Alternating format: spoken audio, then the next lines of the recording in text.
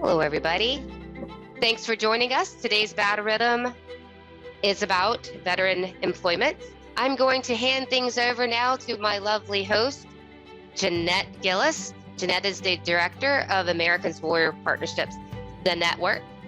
They provide veteran servant organizations with connections to national resources when a veteran's request cannot be met locally. So to find out more about the network, you just can go to that link, americanswarriorpartnership.org/the network. That's it for me. Jeanette, the floor is yours. Good afternoon, everyone, and thank you for joining us today. We have an exciting program, and I hope you're going to enjoy it and learn a lot. I would like to welcome our affiliate branch communities, 4-Star Alliance members, any VSOs that are joining us today, and guests that are here with us. Today, we have Michael Hauser. He is the co-founder and CEO of Warriors Blend Incorporated. Also is an employment rehabilitation specialist with VASH in the social services department at the VA. And we also are privileged to have Lori Adams with us. She is the director of Veteran Policy and the National Labor Exchange, Senior Advisor, and also with National Association of State Workforce Agencies. So these illustrious speakers are with us today, and we're looking forward to hearing from them. We're going to have a breakout session today, and we will conclude at 3:15. So we're going to begin our presentation with Michael. So Michael, I'm going to turn it over to you. Well, good afternoon, and I just want to say thank you for having me on and inviting me on, and the ability to put some of this really cool information out. I am going to talk briefly about empowering veterans employment in a post-pandemic world, and it's very exciting what we're doing here at the Northern Indiana Healthcare System with that, but also through Warriors Blend too. So really, it's not about employment, and you might say, "Well, what do you mean?" Well, when a veteran, we talk to a veteran, that's one of the first things we talk to them about. Really, we ask them, "What do you want?" And, well, we want a job. Well, it's not about employment, and this is where it really gets exciting, because it's not about employment. It's about helping them get their life back. And excuse me, employment is just one little facet of it. There's so many other things that go into it and with it. But to get the employment that they need, and it's not just, I mean, they don't need me or the other people in Warriors Blend to help them find employment. You can find employment, but this is, like I said, a step further, helping them get their life back. And I explain, when you get your life back, you can take care of yourself. You can go to McDonald's or wherever you like to go and get a burger and get it with your own money. You can get stuff for your children, your spouse, your girlfriend, whatever, and really work at getting the lifestyle, the American way of life and lifestyle that is what's important to you, how it is. Well, how do we do that? Well, I tell them everybody has their own employment DNA.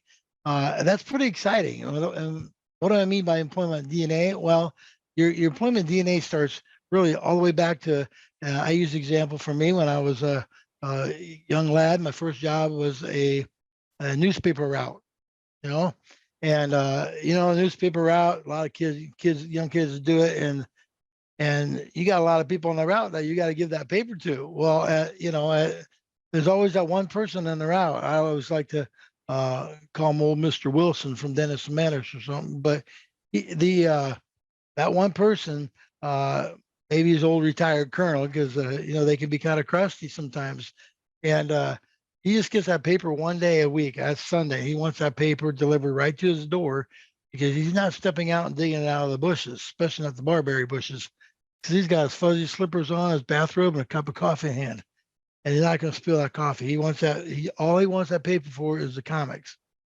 So, I would have to get off my bike and take that paper and set it by the door. Everybody else I could just throw out there, and sometimes they're laying near the door.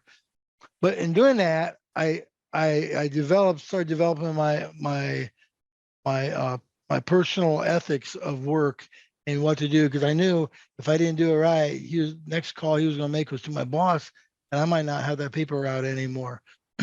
So I learned how to do things right. So we've all had experiences in our work career that bring us to where we are with our work ethics, our work ethos, and we call that your employment DNA. Nobody else's is like yours. Everybody's got different employment DNA.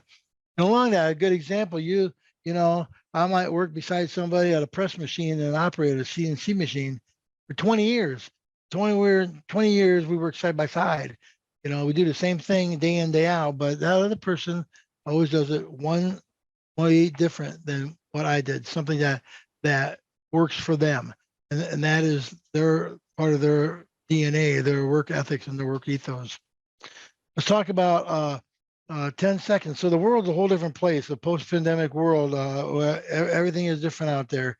Videos and telephones are usually for most of the interviews. It's not like the old days where you go in and get an application and come back out, you know, a mom and pop store and they might hire you. Today, it's all by video. And your resume gets about 10 seconds, and you're lucky if it gets seen by a real person. We just experienced that the other day. I'm going to talk about down at the bottom, AI generated resumes that we just started using here. A good example is a veteran came in, he had like a 3-page resume, an AI generated resume, and I'm getting ahead of myself, but it'll come, I'll bring it full circle. Breaks it down to one page only, because in today's day and age, things go so fast. They don't have time to read your resume. When you get up in the higher echelons, executives, things like that, that's a little different. But for the most part, 10 seconds. They put it on a scanner. Scanner scans the resume. They have software that they use. Good example is Sweetwater Corporation here in Fort Wayne, where I'm at. They put the resume on the scanner. Don't even look at it. Scanner reads the resume, spits out a printout. The HR generalist or recruiter looks at that printout. Yep, looks good. I'm going to send it on to the hiring manager because it identifies the keywords in that resume. So 10 seconds, and that's what we're teaching them here, and it's working pretty good because they got to know that it's a different world out there. Keywords are you. Your keywords are you. Your keywords make up who you are as a person, what you bring to the table. Your skills are we don't use the word skills anymore. Skills are something that can be faked, something that you can say, yeah, I've done it a few times, maybe 4 or 5 times, and I kind of have an idea. I can do it if you train me. Keywords are who you are, something you did 20 years ago and you never did in 20 years, but you did it so good 20 years later, somebody say, can you do it? Yes, modernize me, dust me off, and we're off to the races. Good example for keywords are leadership. Leadership's a key word. Leadership covers a whole facet and gamut of everything that you've done that involves training, whether it's one person or 500 people.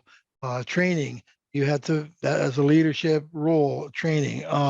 If you're in the military, you did a lot of counseling statements on your soldiers. You had to do them at least once a month, and then you also led your soldiers. That's part of leadership. If you're in HR and you got to give classes and orientations, that's leadership. You're up there, and that is leadership. That also goes along with data entry. Whether you're putting it in or somebody else is putting it in, but you're supplying with them, that's data entry. That's a key word. And I'll explain more how these keywords are identified by the AI generated system here in a little bit.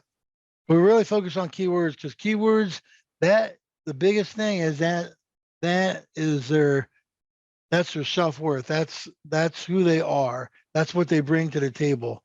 And at the end of the day, they should be able to sit back and say, when they say we would like to hire you, well, I'm glad you asked me why we should hire you, because based on what I brought to the table, what we've talked about today, I believe, which is a very, very key word that we believe, it's a humble but powerful word, I could be a great asset to your corporate culture.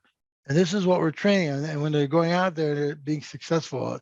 Let's talk about the resume for just a second. Why the first word matters? Oh my goodness, the first word is so important on job descriptions. And this is something the veterans they've never really thought about. And honestly, I never thought about it until recently. But on the first word on your resume under that job description, you know, let's say management. It says management, all right, or leader, or assistant manager, um, production manager, and then you got all that stuff about it behind it. So all that stuff behind it is important. And that all contributes to the key word, but that very first thing, manager, that's real important. And what we try to get these veterans to understand is, why is that word important? Because somebody believed in you and thought highly enough of you and valued what they saw that you bring to the table, put you in that position, to put you in that management position, to put you in that HR general or HR director's position, to put you in that shop manager's position. Somebody thought that you could do it. So somebody believed in you. If they believe in you, you got to believe in yourself. You got to believe what you can do. You know, don't limit yourself. So that's why the first word matters. The first word is so important. Anything after that, you know, when I look at a resume, anything after that, that's just a description of that first word. But that first word is powerful because that tells me right there within 2 minutes of looking at that resume, who they are and how people believed in them, what their abilities are. Okay. And everything else is just talking to me about it. Talk about Grow with Google for a second. So we're the first VA in the nation to use Grow with Google. Grow with Google came about 2.5 years ago in Goodwill Industries, and the VA, myself, we were the first ones to use it before it even went public. We got trained a little bit on how to use it. And Grow with Google is a huge game changer. During the pandemic, when we couldn't go out and do stuff, I could still connect with the veterans through Grow with Google. I could still help them. They could still apply for jobs. I could mirror their screen, whether they were in Fort Wayne or San Diego. I could help them through that application process. And better yet, since it's what do you call it, GPS coordinated, and has satellite imagery, they can see the facilities, they can see the buildings, they can even down street side tour the neighborhood using that. The great thing about it is once they upload a resume into it, they can fill out resumes very quickly. Just the applications very quickly based off of the resume that we uploaded into the system for it. The nice thing about it, the real nice thing, if there's a job in there, it's a live job. And I tell them, if you apply for a job on Grow with Google, or even if you save it, you better come back and apply for it. Because if you go out and visit cousin Dad and Aunt Sal for a week and you come back, then hey, I saved 10 jobs, but there's only 5 left. What happened? Somebody took those 5 jobs while you're gone. Because Grow with Google continues. It's always moving. Very powerful search engines, and they're all live jobs. That is the real cool thing about it. So the veterans aren't wasting their time. I saw a veteran the other day in my office, and he applied for 3 jobs in 10 minutes, that fast, after he uploaded his resume. Yeah, the other nice thing about Grow with Google is we don't use Robert Half, Glassdoor, Indeed, Monster, any of those search engines anymore, except if they're applicable to Grow with Google. What I mean is, if the job's in Grow with Google and it says apply through Indeed, nice thing about it, you can apply through Indeed. It'll take you straight to the application and back you straight out. You don't see McDonald's, Taco Bell, Burger King, Joe Snuffy's Bar and Grill if you're applying for a forklift job. All right. So it's very job specific. If you want to apply for a certain corporation, you can put that corporation in. It'll give you every single job. And let's say you're sitting in San Jose, California, and you really want to work for Caterpillar Corporation, but you don't see any jobs for Caterpillar that you like there. You can hit their button to see more jobs. It'll show you any job in the world that Caterpillar has, and you can apply for it right there. Microsoft 365 AI generated. Those are the resumes. So about a month, maybe a little month and a few days ago, I try to be accurate as I can, Microsoft uploaded a functional resume that is partially AI generated, to be exact. What does that mean? So and it takes no more than 3 jobs in it, no matter if you have 15 or not. It's a 1-page resume, functional, very clean, very neat, very professional. And you put your employment history in there, and only let you do 3 to 4 jobs, and you put those keywords in there, or those descriptions in there. When you hit save, and you put your military job information there. When you hit save, it automatically populates keywords. All right, and it populates no more than 9 keywords. And every single veteran that we've used that, we say, hey, those keywords match with who you think you are and what you can do, and boom, every single one. I mentioned Sweetwater Corporation, second largest musical distributor in the world, over here in Allen County. And the other day, I used that case because that's exactly what happened.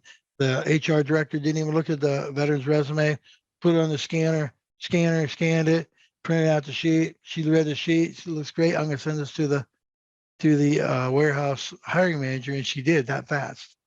That's the first time I'd seen it in action. It works. So really, all these things together, and then with coaching, it's designed, it's put together to make a veteran that comes in down the mouth and I just can't get a job and I can't figure it out, to help them figure it out, to help them understand their worth, but not only their employment worth, but their self-worth, to understand learn how to work in a post-pandemic world, to get on that screen, to be able to interview by that phone, and really, like I said, at the end of the day, be able to just sit back and say, I'm glad you asked, based on what we brought to the table. I brought to the table what we've talked about today. I believe. Believe is a powerful word. Believe is a humble word. So it's not setting yourself up for failure, but it's showing confidence in who you are. And that's what keywords do. I'm gonna wrap it up here with that's what keywords. That's why they're more important than skills, because keywords you can't fake. Keywords are something when I'm with my buddies and they're ASC certified mechanics and they're talking about all this car repair stuff, I'm just sitting there, I don't know, because I send my car to the repair shop. I can change the oil and I can do my brakes through trial and error, but I can. So suddenly when they're talking about brakes, that's something I'm like, I know that. I can do that. And what happens when you talk about something that you really know, not that you've done a few times, you think you can do, train me, I can do it. Your face lights up, your whole personification changes, your eyes light up, you smile, you sit straight. And that's when you're talking about keywords versus skills, because that's something that without a shadow of a doubt. And that's what you bring to the table at the end of the day. There's so much more, but this is in a nutshell. And this is kind of like the format that we use right there. Employment, 10 seconds, your keywords are you, why first word matters. That's huge. Grow with Google and Microsoft 365. The Grow with Google, to wrap it up, Grow with Google, the best thing about that is it's so easy to use. It's so easy to use. It puts the power of the job search back in the veteran's hands. And then all we have to do is walk with them through it. Take them to the orientation, make sure that they understand everything.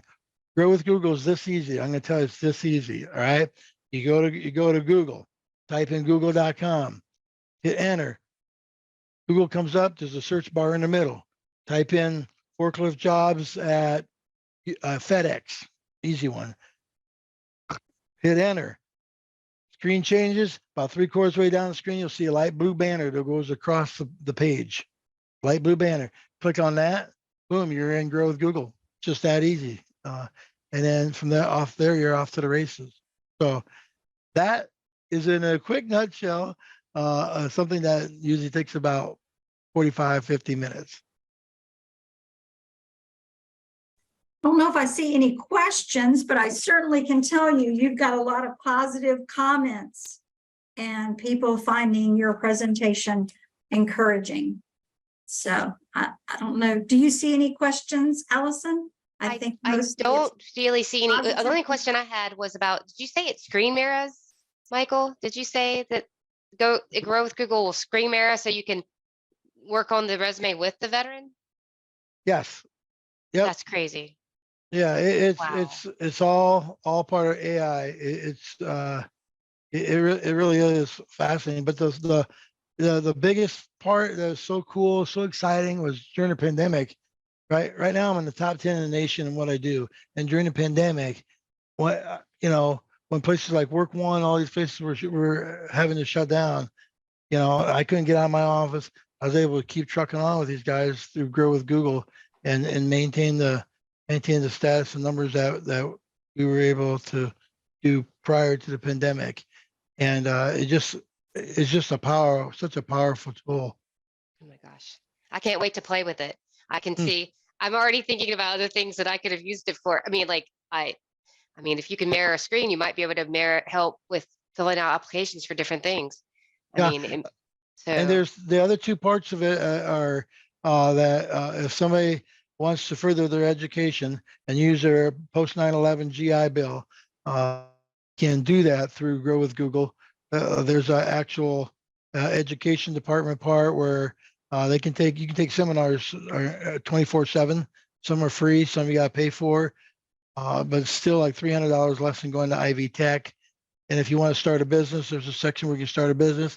They'll tell you everything you need, where to get it, approximate costs, and where to go from there. But we just focus on the education part. But the last slide that I had was just kind of shows where you can reach me at Warriors Blend and the information and contact number there. We'll be happy to share that out in our after actions. We're going to go Great. ahead and move on. Jeanette, would you like to go ahead and introduce our next guest? All right. As I said before, Lori Adams is with us today, Director of Veteran Policy and the National Labor Exchange with National Association of State Workforce Agencies. Thank you, Jeanette. Well, hi, everyone. My name is Lori Adams. And Jeanette, I have a new job title as of this morning, so it'll be easier. All right. Congratulations. Yeah, well, it's kind of those lateral things, but Senior Policy Director. So isn't that a lot easier to say? What I want to talk about is the American Job Center system and the wide range and the type of services that are available. My title slide says what veterans need to know about the public workforce system. And a little hint there, it's not the unemployment office. When I started in workforce quite a while ago in state government, frequently had people ask me where I worked, and I would tell them, and they would get a quizzical look on their face, and they would say, well, what is that?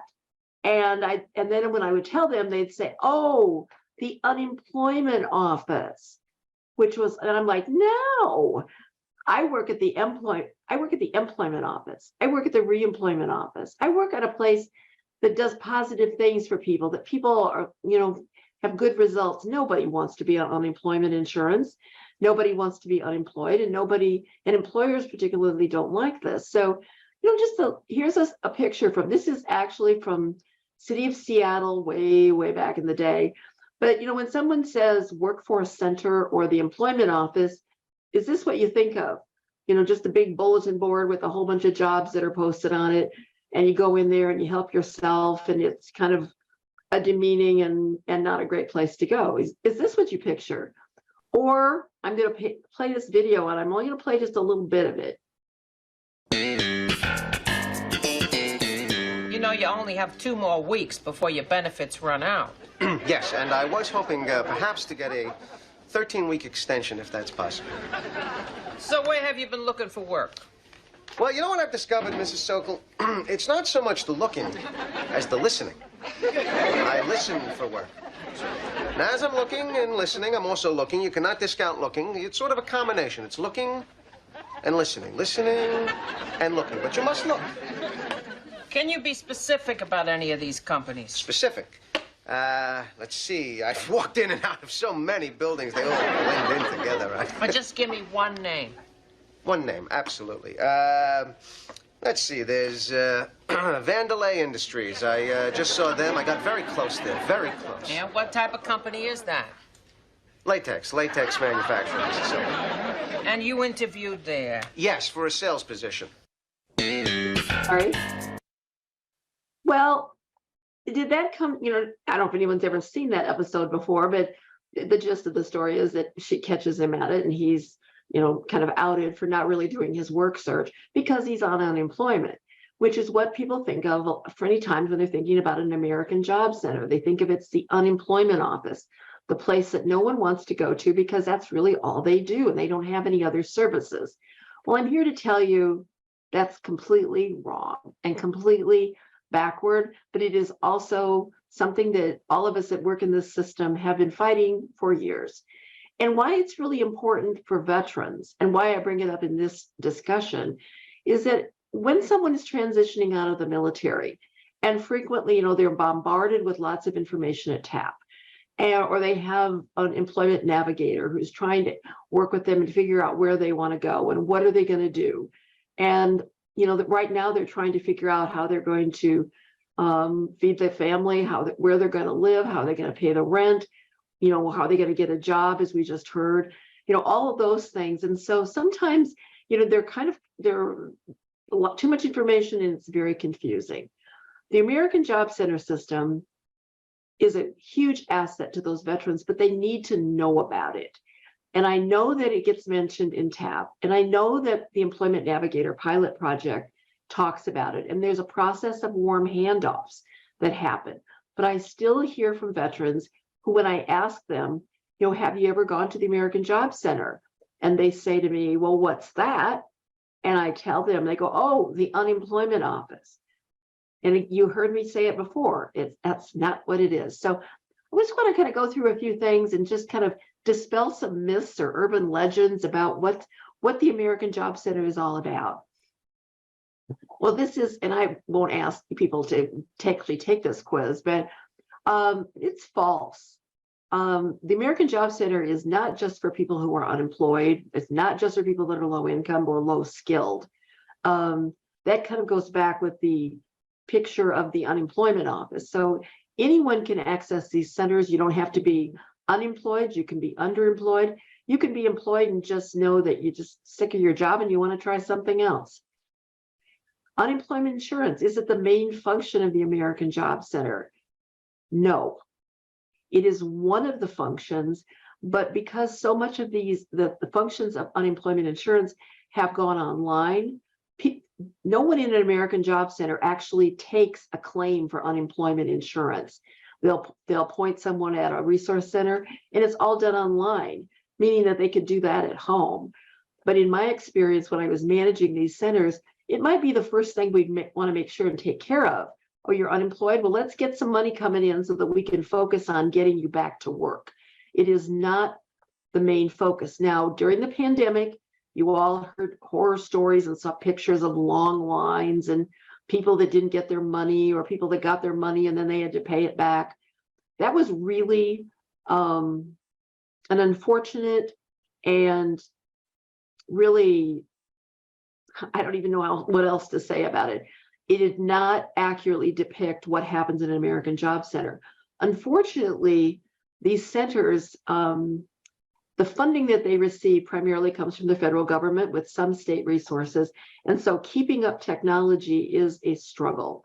And so one of the things that really hit them hard with the pandemic was that their computer systems were not able to keep up with the demand and the large number of people that were unemployed. And so that got all the news, that got all the attention. They didn't get attention for all the people that they helped go back to work. Only jobs paying minimum wage or requiring little or no skills. Couldn't be farther from the truth. And I'm going to tell you a little bit about some job banks that we rely on and that we promote through NASWA that can help share this with you.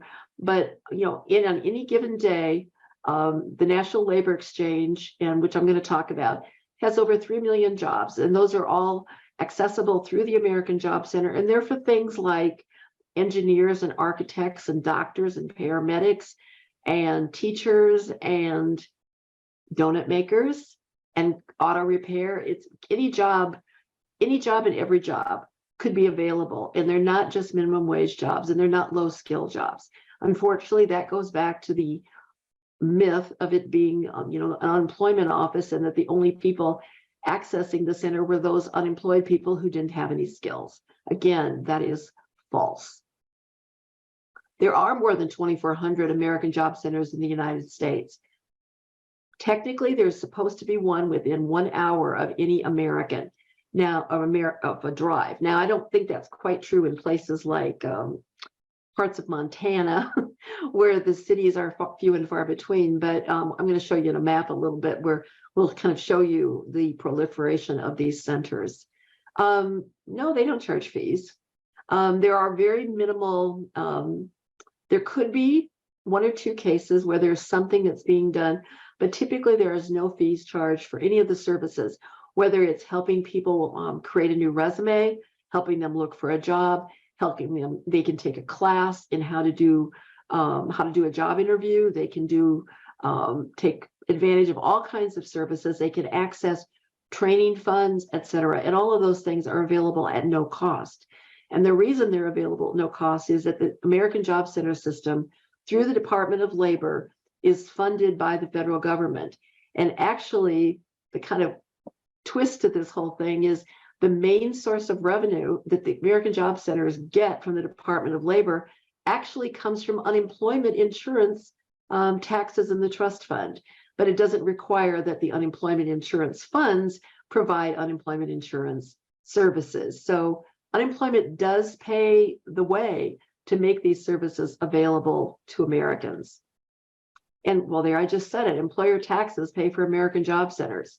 So yes, that is true. This is a trick question. Veterans get preference for all American Job Center services. Well, that's not exactly correct. Preference is a whole different thing. There's another subject called priority of service. And priority of service means that veterans get to go to the head of the line when there's funding is limited for such things as training or a seat in a classroom or a workshop. So they get priority of service, but they only get it for American Job Center services that are funded in whole or in part by the Department of Labor's in the Employment and Training Administration. So for example, unemployment insurance, there's no head of the line for that. It's first one there, the first person on the phone that has a question. But veterans get priority of service for all DOL funded employment and training programs. And anyone can access those center services. You don't have to be unemployed, underemployed. You have to be able to prove that you don't even have to prove that you're legal to work in the United States. That is a function of the employers. When I first started in this system, we did have to take I-9s on everyone that came into our centers, but they changed that because it was really the employer's responsibility to prove that individuals that they hired were legal to work in the United States. So you may hear or wonder why, if there's someone, are they legal to work and didn't we know about it and didn't we do something about it? That is not the function of the state workforce agency. So if they're not all about unemployment, what services do they provide? Well, I alluded to some of those. There's training dollars available through the Workforce Innovation Opportunity Act. There's tax credit certifications. There's resource centers that have computers that are available to anyone who wants to use them, whether that's to search for a job or to update their resume. There's career exploration assistance, trying to figure out what they want to do with the rest of their lives. There's testing services. If someone there's some tests that they can take, career assessment type tests. So there's all kinds of services that are available. Employers use them because employers may want to have a career event or a job fair on site. So they also not only work with people who are looking for jobs, but they work a lot with employers who are trying to fill their job vacancies. So that is the other really big part of what happens in an American Job Center. I already referenced who funds those, but who decides where they're located? Well, we mentioned that there's 2,400 of them across the United States. There are local workforce boards that determine where those centers are located, and typically in larger population areas or where there's areas where there's a lot of hiring because of that particular industry, or located near educational institutions. You heard a reference earlier today about places that were closed during COVID. Particularly Indiana was the example that was referenced. Yes, during COVID, there was really a sea change in some of the things that happened in American job centers. Most of them closed. Wyoming and Nebraska were the only two that stayed open. And a lot of them were open by appointment only, but others also figured out how to use virtual services. Colorado is a huge and a very good example of a state that really kind of reinvented themselves and learned how to use virtual services for job clubs and career events and counseling and case management services and working with people that were looking for jobs. Most of them have reopened back to the way they were before, but they haven't dropped their virtual services because they realized that so many people were using those, and they were very useful for people that maybe were already working and couldn't get into a center during regular business hours. I've already referenced the services are available at no cost. I've talked about who used them. What can they do for employers? Well, here's an example of something that I did in the past. I was asked to call an employer who was trying to hire welders. And this employer was on the border between Iowa and Nebraska. And they had been trying everything to hire welders. It was a fabrication plant. And they had someone that their full-time job was to put their job listings in job banks all across the United States. So I called on them.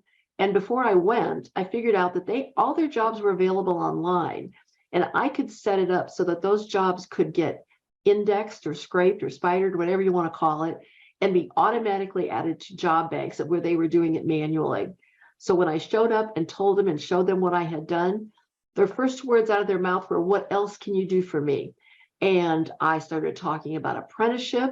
I started talking about career hiring events that we could set up for them and all of these no-cost services that were available. And this was from an employer who thought we were the unemployment office. They had no clue that there was so many employment services available to them. Now, I actually have been asked the next question, which is very disturbing, but the veterans using these centers do not all have dishonorable discharges. And among other things, a veteran if they have a dishonorable discharge, they're not really a veteran.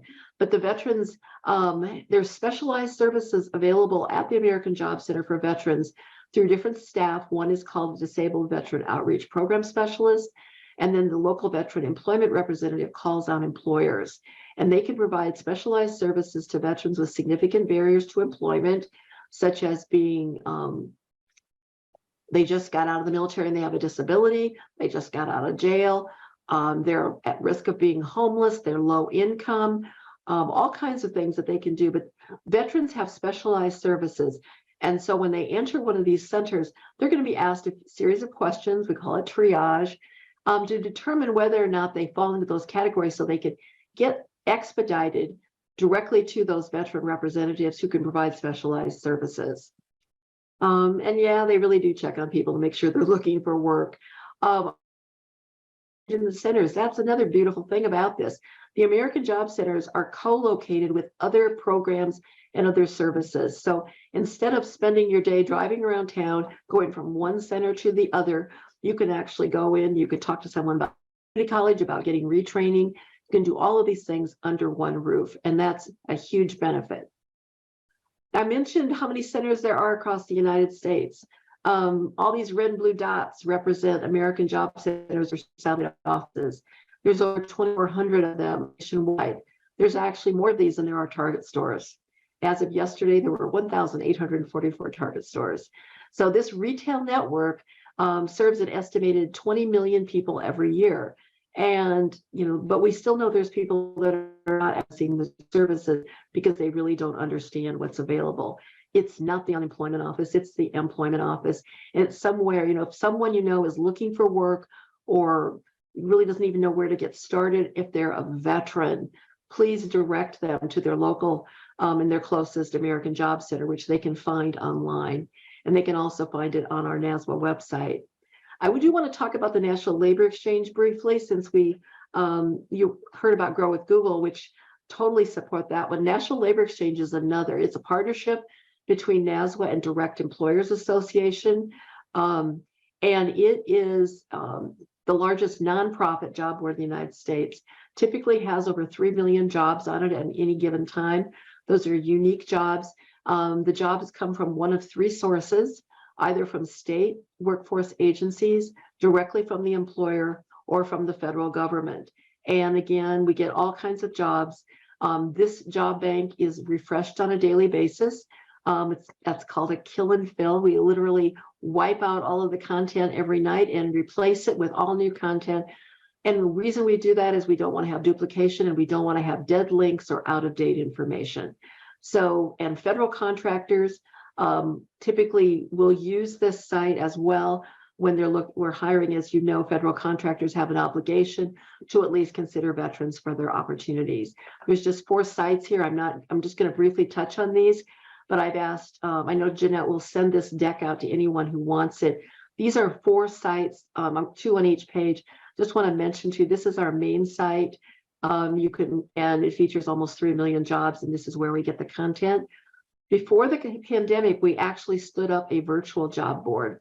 Currently has about 68,000 jobs on it. And these are jobs that are either, work from home, work virtually, those kinds of opportunities. I wish we could say we knew we were being super smart before the pandemic to stand this up. But the main reason we wanted to do this was for military spouses who typically have a lot of trouble maintaining employment every time they PCS, because they'll run into an employer who thinks they're not going to stick around. And so if a military spouse can have a job that's portable, goes a long way towards family stability, and frankly, the issue of national security, that military member stays in service. The other 2 I want to mention is, this is our veterans site. It's basically mirrors our National Labor Exchange site, but it has extra features available for veterans. This site is also linked to the Department of Labor's website, and is also on the VA's website, as well as many others. And then apprenticeship, I'd be remiss without mentioning that. We have partnered with the Office of Apprenticeship at the Department of Labor. Used to be apprenticeship jobs, you had to know somebody, you had to go to the union hall. There is now a one-stop place where someone can go and find out about apprenticeship opportunities, and they're not all in the trades.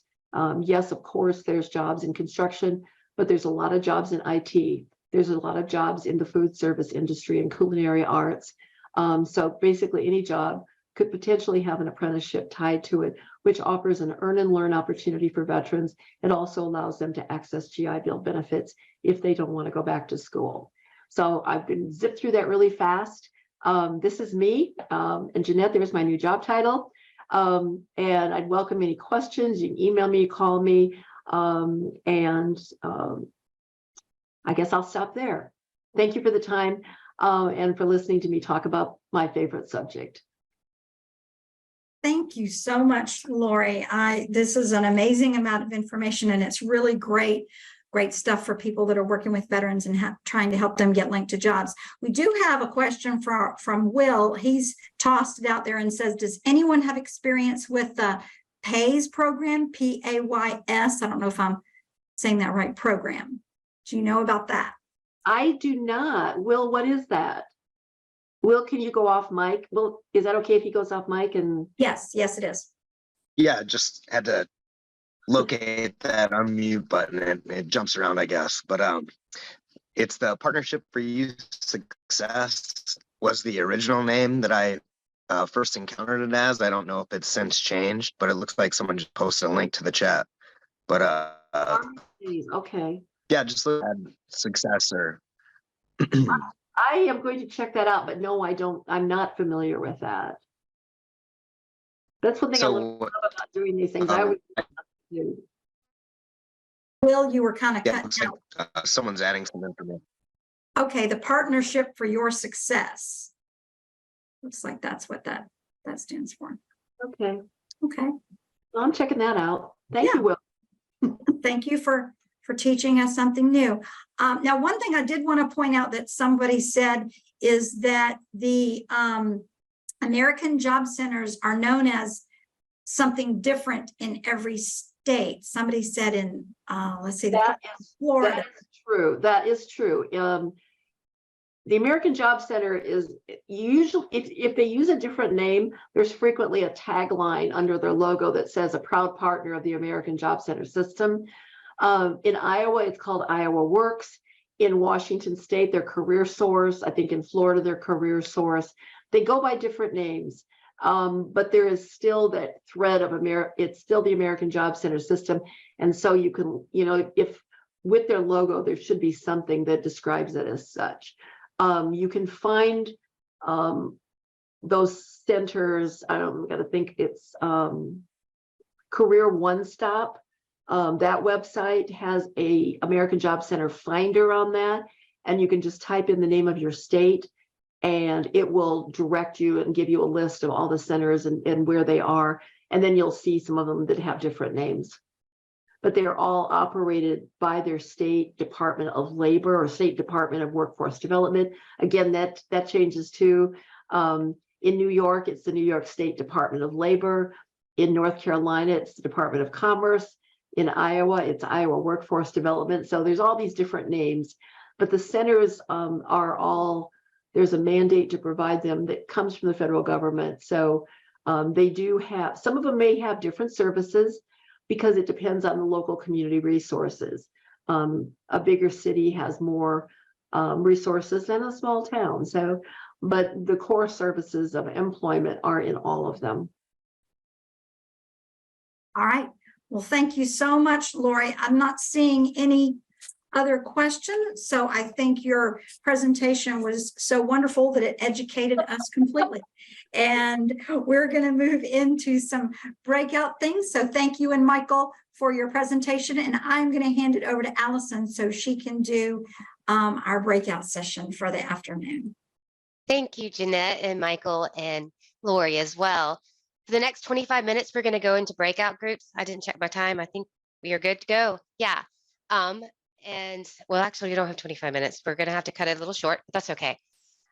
We're going to go, when the rooms are open, you'll be able to self-select your topic. So the topics are veteran empowerment, employment empowerment, the American Job Center discussion, empowering disabled veteran employment. That's going to be led by Jonathan Rose from One Source America, and veteran spouse employment, which is going to be led by Adrian White from Hiring Our Heroes.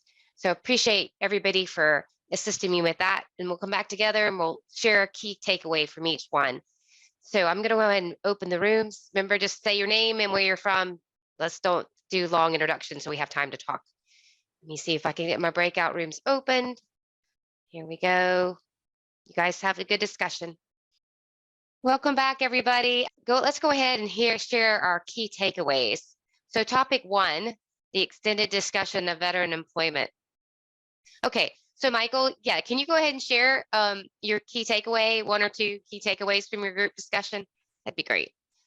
I would say the takeaway that I got was that, this, especially we talked about the grow with Google a lot on there, and just a little more expanded than what I talked about during the thing.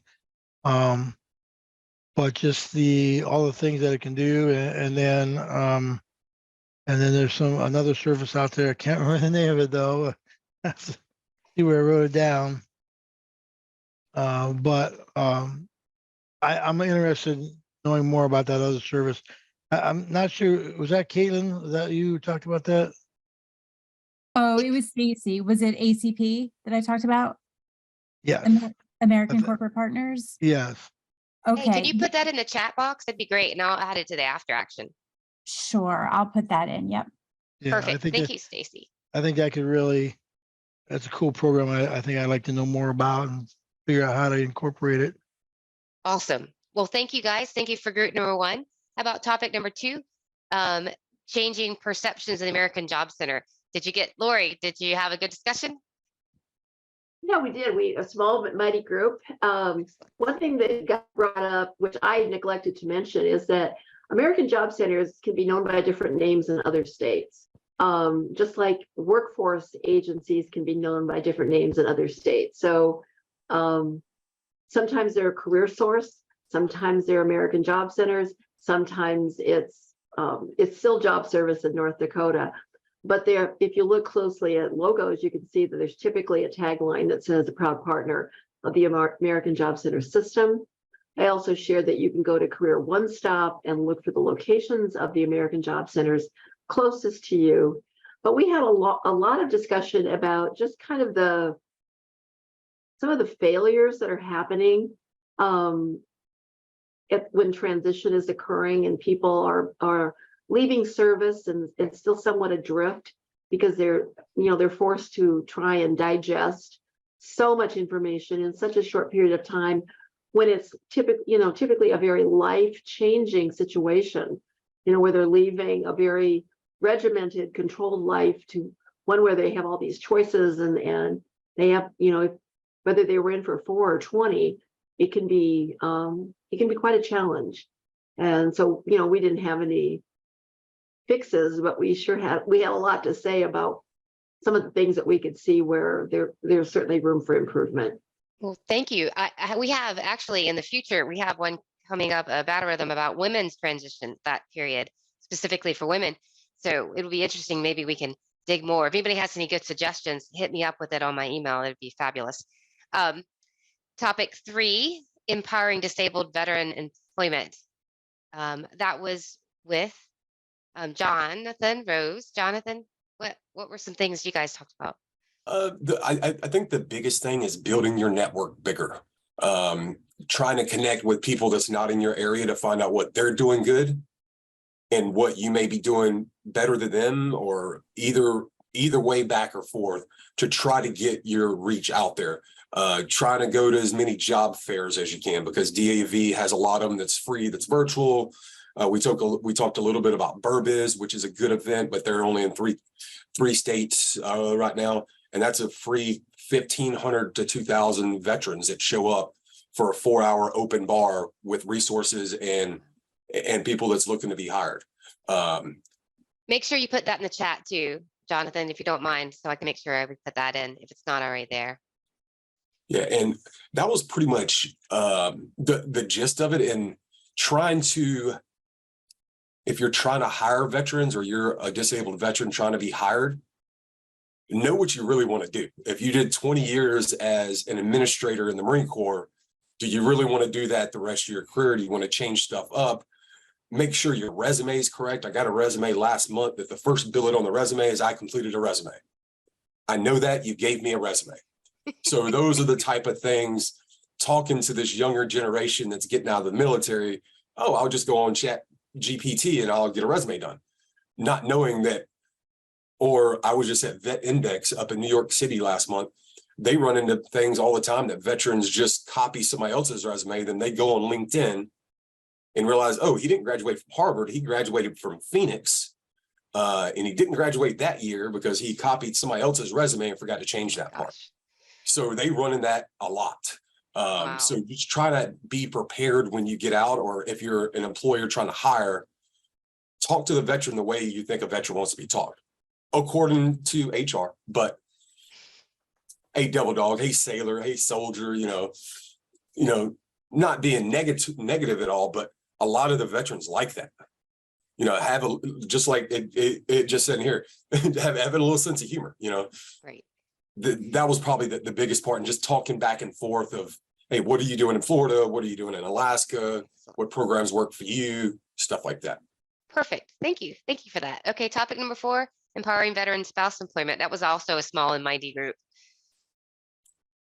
Yes. Hi, everybody. Adrene White with Hiring Our Heroes. Ashley and I had a great conversation. I just want to say this: when it comes to finding a job, first of all, we all understand it's work, finding work. Please don't get discouraged. Also, it's all about finding the people. As much as we've kind of enjoyed this like work from home, remote kind of lifestyle that the pandemic has unleashed, it's still about engaging and finding the people. So I can't express that enough. When I hear from spouses or veterans that say, I just can't get that interview, or I'm not getting any feedback on my resume, I'm like, well, have you found the people? Have you tracked them down? LinkedIn's amazing. You can find the job and the people to connect with all in like one place. So really that's kind of just my big overall takeaway. And then to find the right resources. There are so many resources out there. When I was transitioning out and then becoming a spouse too, there was not this many resources. So now we have a lot. Find the ones that work best for you that you're comfortable with. There's mentors out there, there's education programs, there's employment resources. Just find what you feel comfortable with and stick with it. Thank you for that, Adrienne. I wanted to give a shout out to Hiring Our Heroes because they have some amazing videos, specifically even for spouses that are in transition on their website. So if you haven't visited their website, totally do that. I'm going to hand it back over to you, Jeanette, for a closing out. All right. So thank you all so much for collaborating and sharing today. The veteran employment piece is really important for our veterans. So thank you for what you're doing out there. And thank you to our presenters for bringing us more information. Here at America's Warrior Partnership, we partner with communities to improve veterans' quality of life and thereby reduce veterans' death by suicide or self-harm. We believe that communities are best equipped to improve the quality of life for their veterans. Our goal here and our goal today is to provide community partners like yourselves with support, information, and best practices to help you deliver quality services to the veterans in your communities. Next month, instead of the Battle Rhythm, we have an exciting event. It is our 10th annual Warrior Symposium. It will be August 1st through the 3rd. If you're not able to join us in person in Syracuse, which I'm excited to go to because I've never been there. But if you're not able to join us in person, please join us with the virtual option. That is free, so you can sign up on our website, or you can go to www.americaswarriorpartnership.org/symposium and sign up there. And I'm sure that it will also be in the after action. And it's on our screen here. Who knew? Anyway, thank you all for being here today, and we look forward to seeing you either at the symposium or in October. Thank you. Good afternoon. Thank you. Thanks, everybody.